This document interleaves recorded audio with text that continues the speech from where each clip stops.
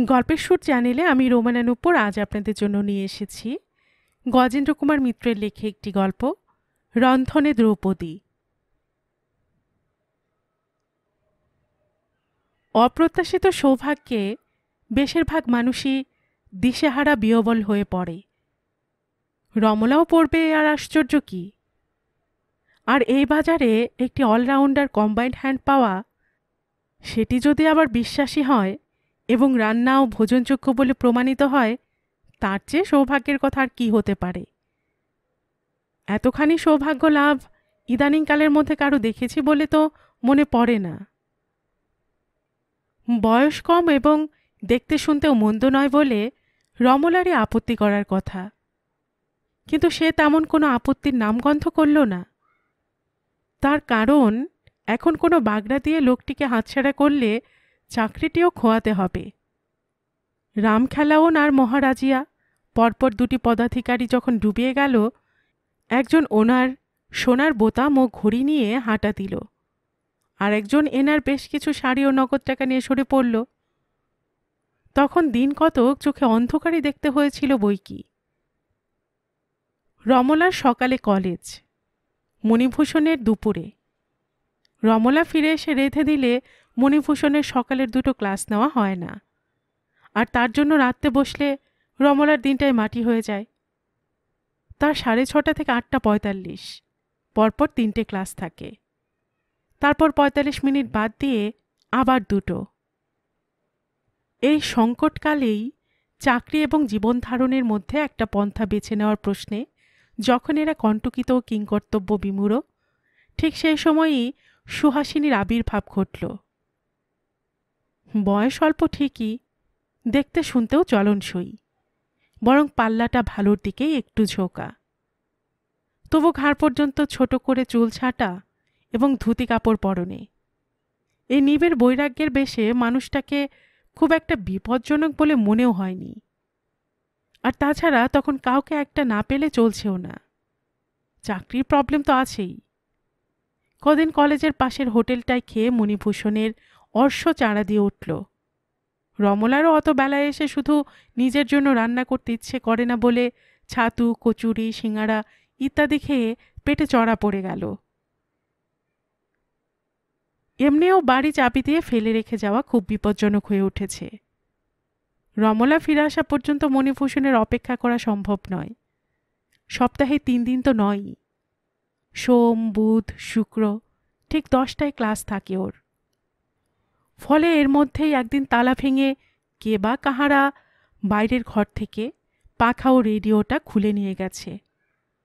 বোধহয় সময় ছিল না বেশি, নইলে আরও যেত। যথাসর্বস্বই যেত হয়তো। একটু খুঁতখুত করেছিল বরং মণিভূষণী। এটা কি করছো রমা? ইচ্ছে করে একটা অশান্তির চারা লাগাচ্ছ বাড়িতে? কেন, নিজের উপর বিশ্বাস নেই তোমার? আমার তো পূর্ণ বিশ্বাস আছে তোমার উপর।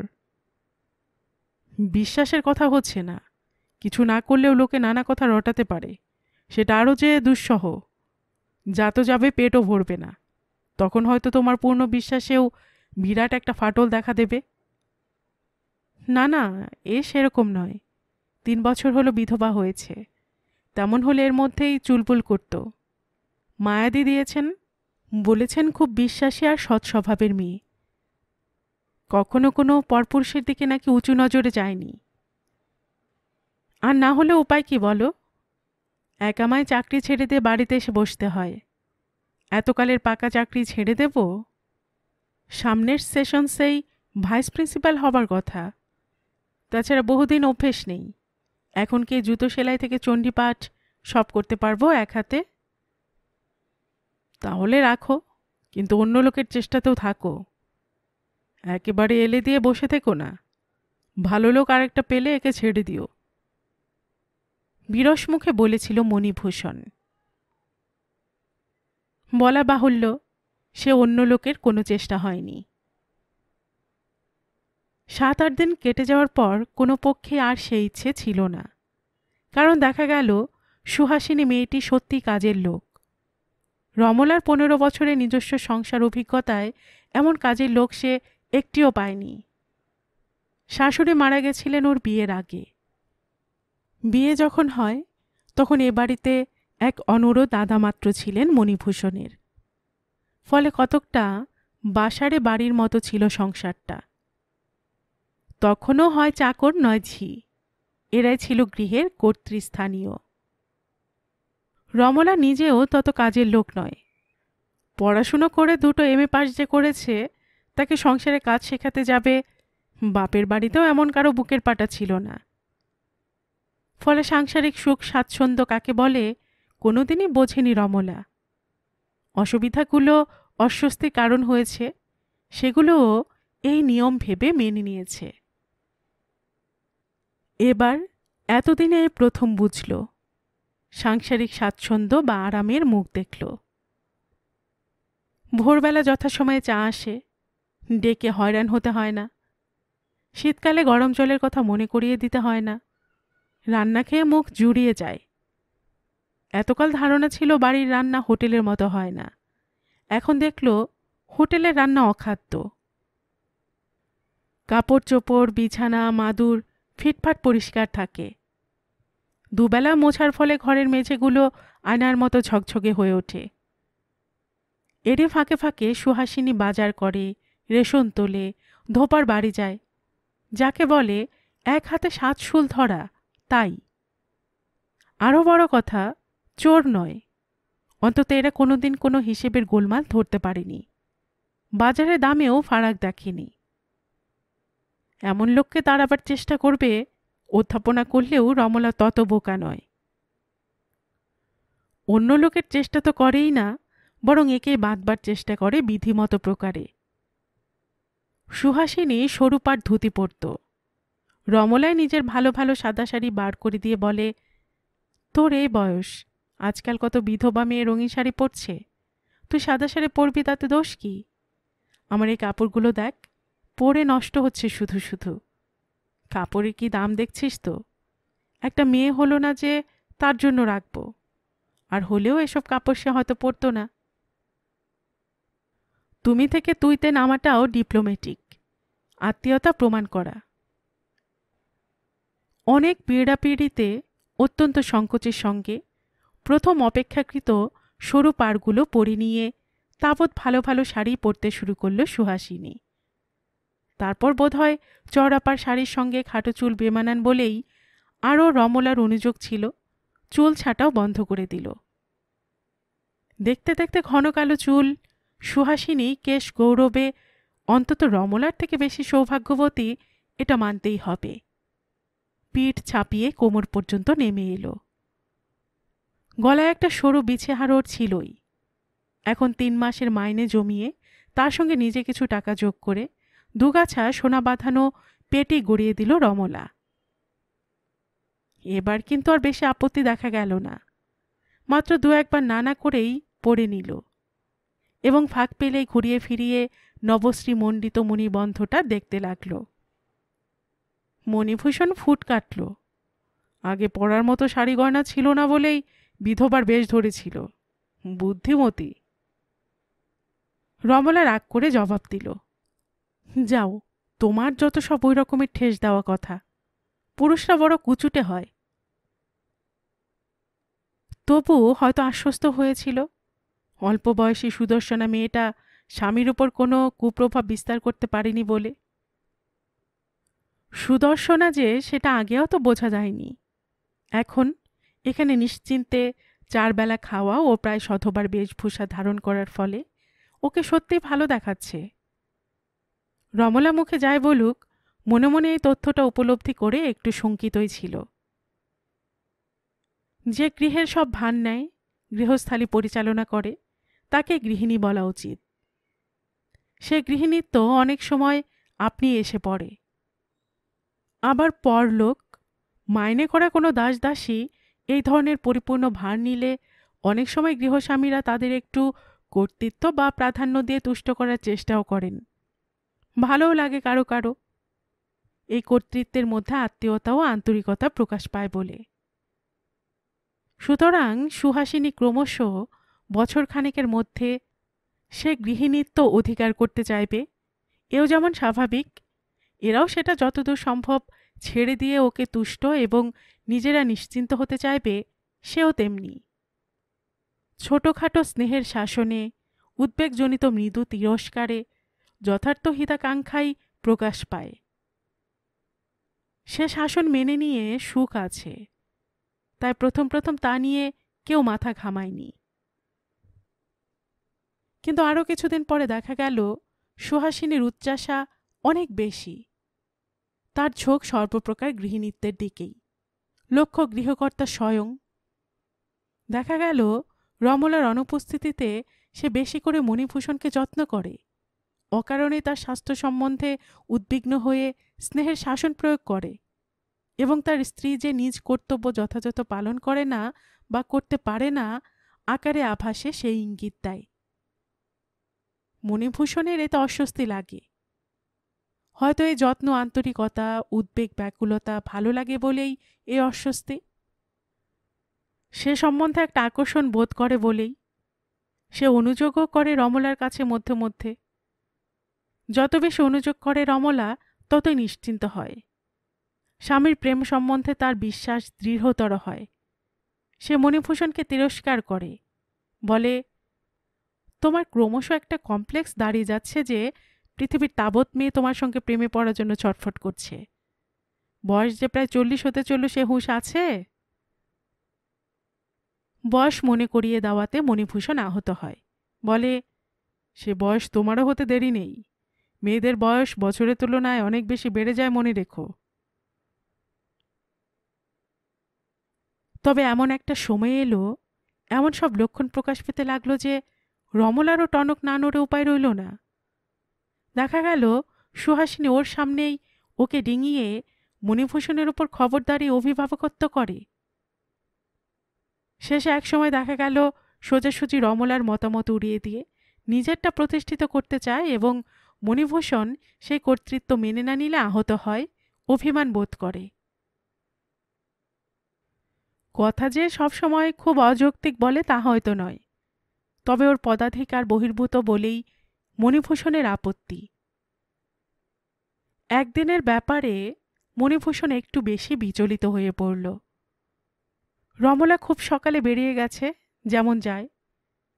সুহাসিনী যথারীতি মণিভূষণের ভোরের বেডটি আনতে সে চাটা খেল, কিন্তু সঙ্গে সঙ্গে বলে দিল একটু পরে যে জলখাবারটা খায়, রুটি ডিম, সেটা আজ খাবে না। এক আধ দিন খুব সকালে কোনো কাজ পড়লে আর জলখাবার খায় না মণিভূষণ, একেবারে দাড়ি কামিয়ে চান করে ভাতে বসে। তাই উদ্বিগ্নকে বিচলিত হবার কোনো কারণ দেখল না সুহাসিনী। সহজভাবে প্রশ্ন করল, আজও সকাল করে বেরোবেন নাকি? কই, কাল তো বললেন না? না না, আজ 12টায় ক্লাস। তা নয়, পেটটাই ভালো নেই তেমন। কাল সন্ধ্যায় শর্মাদের বাড়ি অনেকটা ঘুগনি ফুচকা খাওয়া হয়ে গেছিল। বাড়িতে তুমি আবার অনেক সব করে রেখেছিলে, সেও একটু খাওয়া বেশি হয়ে গেল, তাতেই বোধহয় ভালো হজম হয়নি।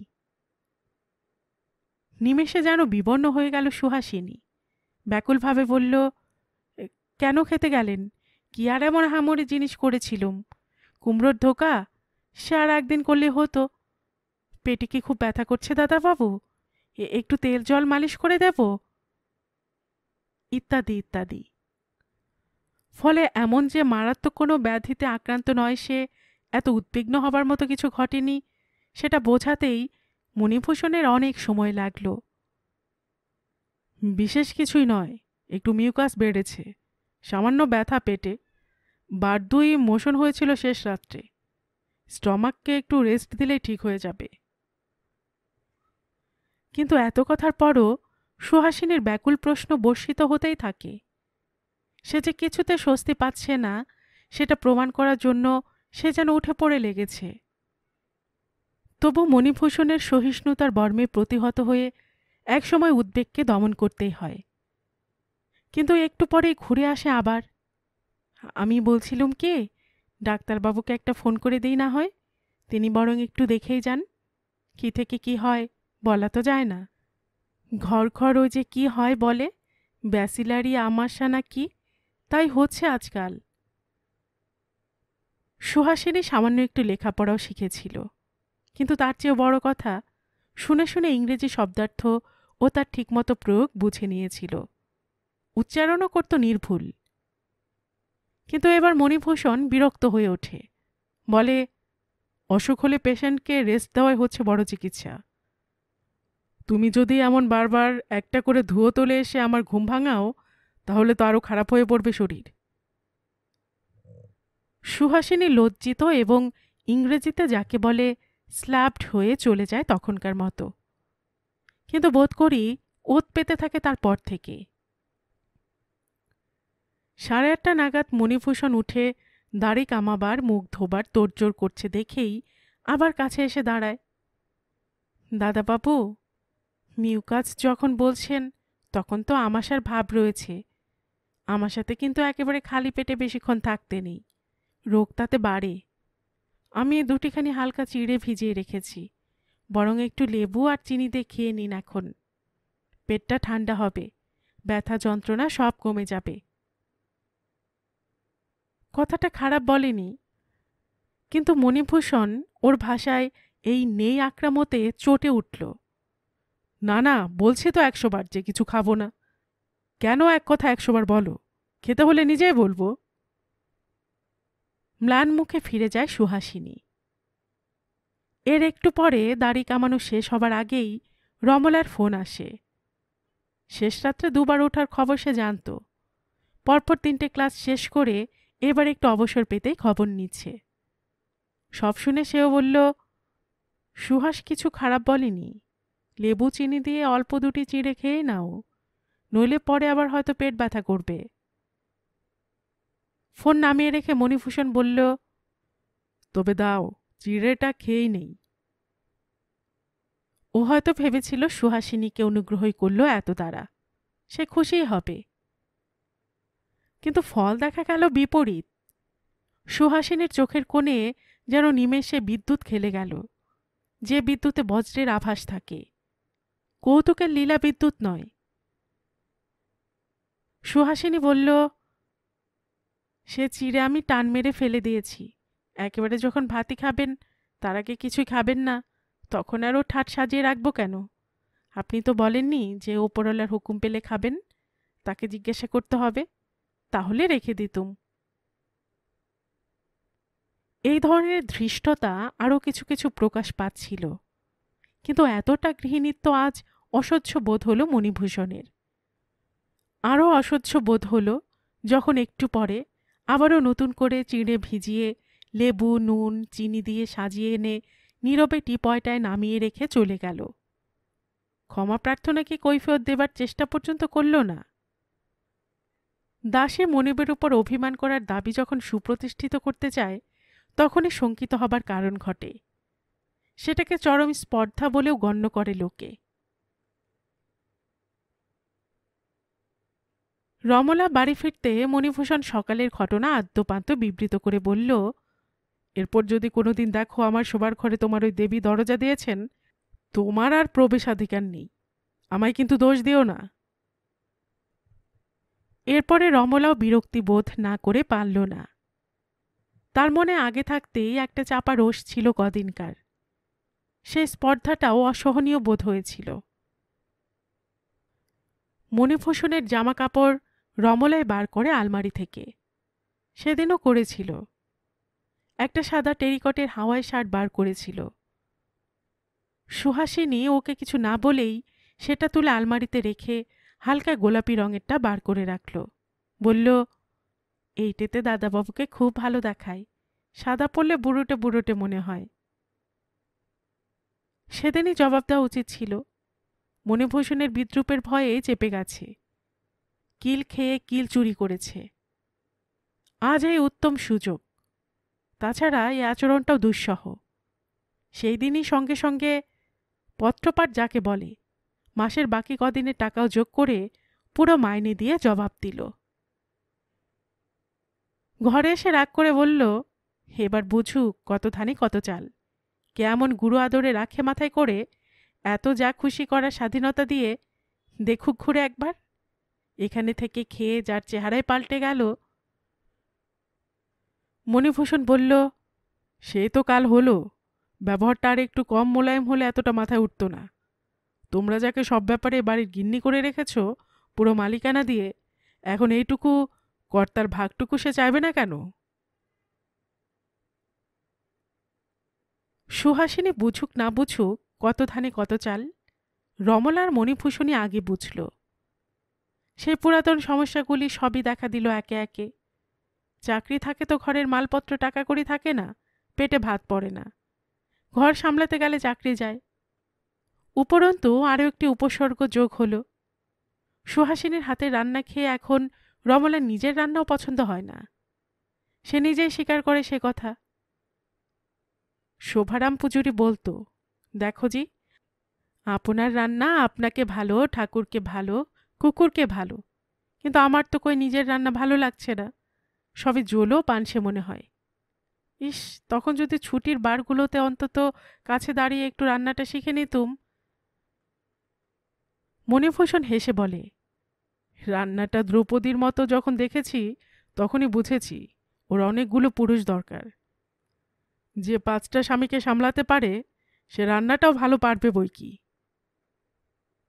দ্রৌপদী ভালো রাত তো বুঝি? রমলা শুধোয়, কেন, বঙ্কিমবাবুর ইন্দিরা পড়নি?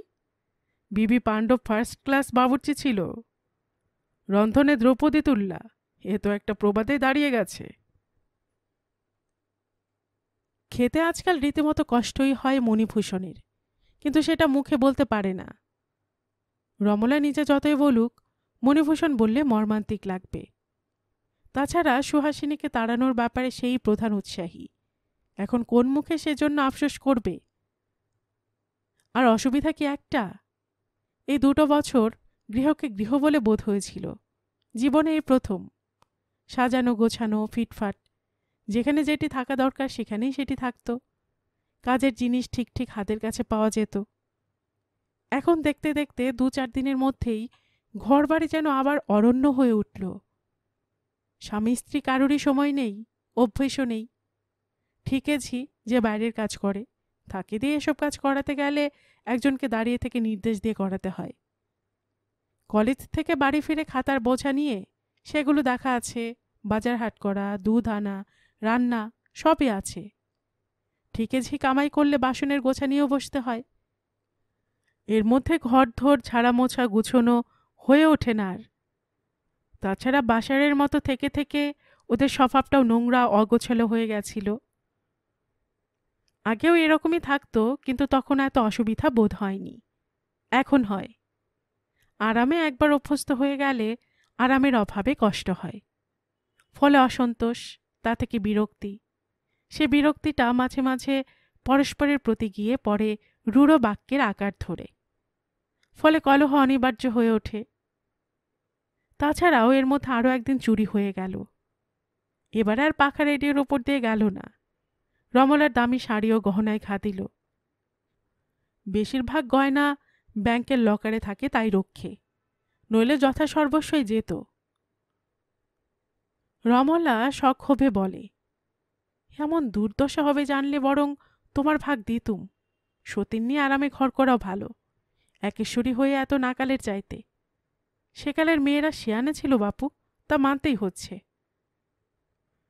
মণিভূষণ জবাব দেয়, হ্যাঁ, মন জানলে আমি কি নীতিবাগীশ বলতুম, না তাড়াবার জন্য ব্যস্ত হতুম? আর ইয়ে কি বলে, দেখতেও তো মন্দ নয়, ঘরুনি করার মতোই। সুহাসিনীও সুখে নেই অবশ্য। সে খবর ঠিকেছি মারফত যে পায় না রমলা, তা নয়। 2-1বারই চাকরিতে ঢুকেও ছিল, কিন্তু টিকতে পারেনি। ওরও অভ্যেস খারাপ হয়ে গেছে, অনেকখানি স্বাধীনতার কর্তৃত্বে অভ্যস্ত হয়েছে। ততটা অন্য মনিব সহ্য করবে কেন? সর্বত্র গৃহিণীদের সঙ্গে ঝগড়া বেঁধে যায় 2-4 দিন না যেতে যেতে। মাস 3-4 এমনি ঘুরে আর নাকাল হয়ে হঠাৎ এক কাণ্ড করে বসল সে, আর এক নির্বুদ্ধিতা। গড়ে 1 মাসে এক এক জায়গায় দিন 4-5 কি বড়জোর 8 দিন কাজ করেছে, তারপর আবার নিরবচ্ছিন্ন বসে থেকেছে। কোনো দফায় 15-16 দিন, কোনো দফায় হয়তো 4 সপ্তাহ। ফলে রমলাদের বাড়ির জমানো টাকা খরচ হয়ে যাচ্ছে, তেজ দেখে ওখানকার কাপড় জামাও রমলার যেগুলো ফেলে এসেছে, নিয়ে আসেনি। সে আরও খরচ। ঘর ভাড়া করে থাকতে গেলে একটু ভালো ঘর কাশী শহরেও আজকাল 30-40-এর কম পাওয়া যায় না। এখন আর এদো স্যাঁতস্যাঁতে ঘরে থাকার কথা ভাবতেও পারে না সুহাসিনী। একদিন হিসেব করে দেখল হাতে যা টাকা আছে এভাবে চললে আর বড় জোর মাস 2 চলবে। তারপরই হয় ভিক্ষে ধরতে হবে, নয়তো মাথায় হেড করে কোনো লাঞ্ছনার চাকরি নিতে হবে। ঠিকই রান্নার কাজও চেষ্টা করেছে, তাতে যা মাইনে পায় খেয়ে পড়ে এই ঘরের ভাড়া দেওয়া চলবে না। যা তো যাবে, পেটও ভরবে না। এক জায়গায় একটু মাইনে বেশি বলতে কাজ ধরেছিল। দুদিনের দিনই বাবুর 19-20 বছরের ছেলে হাত ধরে টানাটানি করতে পালিয়ে আসতে পথ পায়নি। অনেক ভেবে হিসেব করে তাই এই পথ ধরে বসল। লালচে গেরুয়া কাপড় ছুপিয়ে, কপালে রক্তচন্দন লাগিয়ে, রুদ্রাক্ষের মালা পরে 64 যোগিনীর ঘাটে বসতে শুরু করল। ঘাট থেকে একটু উঁচুতে, অথচ পাড় দিয়ে যাতায়াত করার সময় পথচারীদের দেখতে না অসুবিধা হয় এমনি একটা জায়গা বেছে নিয়েছিল। স্নান করে চুল এলিয়ে কমণ্ডলু ভর্তি জলে একটা জবা ফুল ফেলে সেইখানে বসে উদাস নেত্রে ওপারের চড়ার দিকে চেয়ে থাকত। আবহাওয়া যথেষ্ট অনুকূল, তবু প্রসাদ জমল না। এ মতলব ঠিক করার আগে সুবিধার দিকগুলোই ভেবেছিল সুহাসিনী, অসুবিধার দিকটা ভাবেনি। সুবিধার মধ্যে একটাই, চেহারা ভালো, দেহটা লাল কাপড়ে রক্তচন্দনে আরও খুলেছে, লোকের দৃষ্টি আকৃষ্ট করে অনায়াসে, বিশেষত পুরুষের। কিন্তু অন্যদিকে অসুবিধা আছে অনেক। এখানে অনেক দিন আছে, অনেকেই চেনে। এমনিতে সহজ অবস্থায় চেনা লোকের কথা সবসময় কেউ আলোচনা করে না, কিন্তু সে চেনা লোক, যাকে সামান্য বলে জানে, সে যদি হঠাৎ নাটকের ভাষায় পাদ প্রদীপের আলোতে এসে অসামান্য হয়ে উঠতে চায়, তাহলে তারা মুখর হয়ে উঠবে বই কি। যে ইতিহাস জানে পূর্ব অবস্থার কথা, তা জানাবার জন্য ব্যস্ত হয়ে উঠবে। মাত্র কিছুদিন আগেই যে ঝি থেকে কম্বাইন হ্যান্ডে উন্নীত হয়েছে, এই বছরে সে হঠাৎ মাতাজি হয়ে উঠতে চাইলে লোকে নীরব থাকবে তা সম্ভব নয়। এছাড়া অসুবিধা আছে, বেশ বড় অসুবিধা। যদি বা অজানা কি বিদেশি 2-4 জন রূপ ও গেরুয়ার আশ্চর্য সংমিশ্রণ আকৃষ্ট হয়ে এসে প্রণাম করে বসে, স্বভাবতে তারা কিছু ভালো ভালো কথা, ভগবত প্রসঙ্গ শুনতে চাইবে। সুহাসিনীর লেখাপড়া হাই স্কুলের নিচের দিক পর্যন্ত। বই যা 2-4খানা চেষ্টা করে পড়েছে, তা সবই হয় ছড়ার বই, গোপাল ভাঁড়, নয়তো রমাদের বাড়ি এসে 2-4খানা নাটক, নভেল।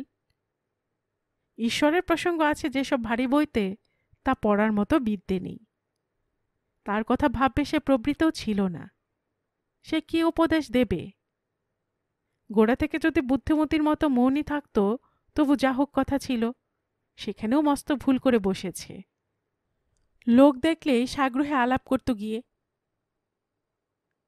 ফলে 11 দিন বসে থেকেও শিখে 5-এর বেশি প্রণামই পড়েনি। সে সঙ্গে গোটা 2 কমলা লেবু, কটা কলা আর সামান্য সামান্য মিষ্টি, মোট উপার্জন এই। সন্ন্যাস নেওয়ার এই চমকদার কিস্সা শুনে রমলার মণিভূষণ একদিন দেখতে এলো, আড়াল থেকে দেখেও গেল। রমলাকেও স্বীকার করতে হলো যে ওকে এই বেশে অপরূপ দেখাচ্ছে। সন্ন্যাসিনী ভৈরবী মানিয়েছে। একটু যদি লেখাপড়া পেটে থাকত, তাহলে সত্যিই করে খেতে পারত। এরপর মণিভূষণ একাই এলো 2-3 দিন। বলা বাহুল্য রমলাকে না জানিয়েই। স্ত্রীলোকের মানসিক ঔদার্য ও কথার গভীরতা সম্বন্ধে ওর তত আস্থা নেই। এলো, দেখেও গেল, সামনে এসে কথা কইতে পারল না, কারণ চক্ষু লজ্জাও বটে, লোক জানাজানির আশঙ্কাও বটে। আরও একদিন এসে দেখল খাট খালি। 2-1জনকে জিজ্ঞেস করে জানল মাতাজি। কেউ কেউ বলল ও আওরত, 2 দিন আসছেন না। আরও একটু খোঁজখবর করতে বাসার ঠিকানাও জানা গেল। এক্ষেত্রেও সেই পুরাতন কারণ, লোক জানাজানির ভয়ে তখনই যাওয়ার চেষ্টা করল না। খুঁজে খুঁজে রাত্রে বাড়িটা বার করল। ভয় শুধু পরিচিতদেরই নয়, বিশেষ পরিচিতদেরও। সে আটঘাট বেঁধেই এলো, রমলাকে বলে এলো, সুহাসের মাথা থেকে শুনছি ভৈরবীর ভূত নেমেছে, ওদিকে বোধহয় সুবিধে হলো না, এবার গিয়ে সোজাসুজি অফার দেই, কি বলো? ঠিকানা জোগাড় করেছি, ধরে নিয়ে আসি একেবারে। হ্যাঁ, নিজেরা একটু সাবধান থাকলে হবে। মনে হয় ওরও যথেষ্ট শিক্ষা হয়েছে, আর ঘোড়া ডিঙিয়ে ঘাস খেতে চাইবে না। রমলার তখন এমন অবস্থা, সেসব সুদূর বিপদের কথাও মনে পড়ছে না। মণিভূষণ যখন সন্ধ্যার পর খুঁজে খুঁজে সুহাসিনীর বাসায় হাজির হল, তখন সে একা মেঝেয় বসে কাঁদছে। বাঁচবার, সর্ববিনষ্টি থেকে রক্ষা পাবার সমস্ত উপায় চোখের সামনে মিলিয়ে যেতে দেখলে হতাশায় যে চোখে জল পড়ে, এ সেই নিঃশব্দ কান্না। সামনে একটা প্রদীপ জ্বলছে, তবে তারও যে তেলের অবস্থা, বেশিক্ষণ জ্বলবে বলে মনে হয় না। মণিভূষণ প্রথমটা খুব স্বাভাবিকভাবে পৃষ্ঠপোষকতার ভঙ্গিতেই পূর্ব পরিকল্পনা মতো কথা শুরু করেছিল, যেন ওর বিপদে অনুগ্রহ করতে এসেছে, কিন্তু সে ভাবটা বজায় রাখতে পারল না। উপবাস বিবর্ণ কৃশ কপল বেয়ে অশ্রুধারা নেমেছে, তাতে কম্পমান দীপশিখার সামান্য আলোয় যেন আরো বেশি সুন্দর, আরো মোহনীয় মনে হল ওকে। আবেগে সে সতর্কতা ও হিসেবের বাঁধ যখন ভেঙে দেয়, তখন কণ্ঠস্বর আয়ত্তে রাখা কঠিন। মণিভূষণও রাখতে পারল না, এবং সে দুটোর তফাৎ সুহাসিনীর অভিজ্ঞ কানে ধরা পড়বে না এমনও মনে করার কোনো কারণ নেই। সে এতক্ষণ মণিভূষণের আগমনে বিস্মিত হলেও বিচলিত হয়নি, অস্বাভাবিক কিছু দেখেনি। খুব অসুবিধা হচ্ছে, হবে সে তো জানা কথাই, দুই অকর্মণ্য, সেজন্যে মন কষাকষিটা মিটিয়ে নিতে এসেছে। কথার মধ্যে বাক্যের অর্থে বার্তাটা যা প্রকাশ পাচ্ছে সেটা তাই, কিন্তু গলার আওয়াজে অন্য কথা। সুহাসিনী এবার চমকে উঠে তাকালো ভালো করে মণিভূষণের মুখের দিকে। আলো খুবই কম, তবে এই আলো সম্বল করে সে বসে আছে অনেকক্ষণ, তার দৃষ্টি বাধা পায় না। অবস্থাটা যেটুকু বাকি ছিল সেটুকুও বুঝে নিল। বিস্ময়ের ওপর বিস্ময়ের আঘাত, সংঘাত মনের মধ্যেও কম নয়। প্রিয়ের সঙ্গে শ্রেয়ের, আকাঙ্ক্ষার সঙ্গে শুভবুদ্ধির, কে জানে হয়তোবা কামের সঙ্গে প্রেমের। ফলে বিহবল হয়ে পড়বারই কথা, বিহবলই হয়েছিল। চমক ভাঙল, চমকে উঠল মণিভূষণ ওর হাত দুটো টেনে নিয়ে নিজের হাতে মুঠো করে ধরতে। সবেগে হাত দুটো টেনে নিয়ে সুহাসিনী বলল, না না দাদাবাবু, এ কাজ করবেন না, ছি, যখন বুঝিনি তখন একরকম, যা চাই তা ধরতে গেছি, নিজের কি পাওনা না বুঝেই। তখন আপনার দাম বুঝিনি, আপনার কথা ভাবিনি। এখন আর পারবো না, আমার জন্য দুটো জীবন নষ্ট করবেন না, বিশেষ বৌদির সর্বনাশ, না, ছি। এর উত্তরে মণিভূষণ পাগলের মতো কি বলেছিল, কেনই বা তার চোখে জল এসে গিয়েছিল, তা সেও জানে না। সুহাসিনীও শোনেনি কথাগুলো, সে অবস্থা ছিল না মনের। কিন্তু মণিভূষণের মনের চেহারাটা পরিষ্কার দেখতে পেয়েছিল। সে বলল, আপনার পায়ে পড়ছি দাদাবাবু, আপনি বাড়ি যান। ঠিক আছে, আমি কাল ভোরেই যাব, কাজকর্ম সব করে দেব, কিন্তু রাত্রে থাকব না, ঠিকই কাজ করব। আপনি আমার এই ঘরের ভাড়াটা দিয়ে দেবেন মাইনে বলে। যান, এখন বাড়ি যান। কথা মতো ভোরেই গেল সুহাসিনী। ঘরদোর ছেড়ে মুছে গুছিয়ে পরিষ্কারও করল একবেলা ধরে, নিজে বাজার করে এনে বিকেলে অনেক রকম রাঁধল পরিপাটি করে, মণিভূষণ যা যা ভালোবাসে। কাজ সেরে রাত 10টায় বাড়ি ফিরল। রমলা বলেছিল, এত রাতে যাবি কেন, আজ বরং থেকে যা, কাল সকাল করে ফিরিস যদি ফিরতেই হয়। সে কথাটাও শোনেনি, বরং তারপরও এটা সেটা কাজ করেছে। ফিরল যখন তখন রাত 10:30। কিন্তু পরের দিন আর এলো না, কোনো দিনই এলো না। আর বাড়িতে খোঁজ করতে গিয়ে দেখা গেল সেখানেও নেই। ভোরবেলায় নাকি বেরিয়ে গেছে, কাপড় জামা বিছানা কিছুই নিয়ে যায়নি। তবে উদ্বিগ্ন হবার কারণটা দূর করে গিয়েছিল। দোরের সামনে একখানা চিরুনি চাপা এক টুকরো চিঠি পাওয়া গেল। মণিভূষণকে সম্বোধন করে লেখা অবশ্য। দাদাবাবু, ভালো থাকুন, সুখে থাকুন, আমার কথা ভাববেন না। আমি বেঁচে থাকবই একরকম করে। যা চেয়েছিলুম তা পেয়েছি, আমার কোনো দুঃখ নেই আর। আঁকাবাঁকা লেখা, বানান ভুলে ভর্তি, তবু পড়তে কোনো অসুবিধা হয় না, মানে বুঝতেও না।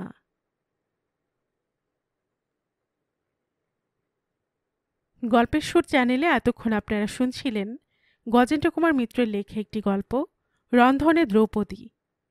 আর এতক্ষণ গল্প পাঠে আমি আপনাদের সাথে ছিলাম রোমানা নূপুর। আপনারা যারা গল্পের সুর চ্যানেলের গল্প নতুন শুনছেন, আপনাদের সুবিধার্থে একটি বিনীত অনুরোধ, যদি আপনারা আরও এমন গল্প শুনতে চান তবে নিচে সাবস্ক্রাইব বাটনে একটি ক্লিক করে রাখুন ও একটি লাইক করে রাখুন। এতে এই চ্যানেলের ভিডিওগুলি খুঁজে পেতে আপনাদের সুবিধা হবে। আর পাশে থাকা বেল বাটনটিও চেপে রাখুন, যাতে নতুন কোনো গল্প দেওয়ার সাথে সাথেই আপনাদের কাছে নোটিফিকেশন চলে যায়। সবসময় সবাই খুব ভালো থাকুন, সুস্থ থাকুন ও আনন্দে থাকুন, এই প্রার্থনা রইল।